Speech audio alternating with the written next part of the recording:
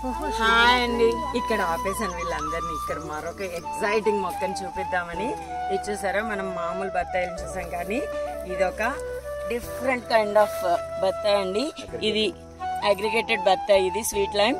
So వీళ్ళందరికీ దీన్ని పరిచయం చేద్దాం అండ్ దీని టేస్ట్ గురించి వాళ్ళకి చెప్దాం. ఫ్యామిలీకి ప్లీజ్ కమ్. ఇది చూసారా, ఇలాంటిది చూసారా, నిమ్మ కాదు, ఇదేంటో కనుక్కోండి.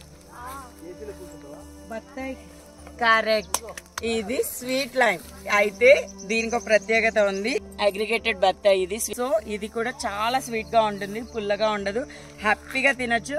గైస్ కమాన్, తెంపండి కింద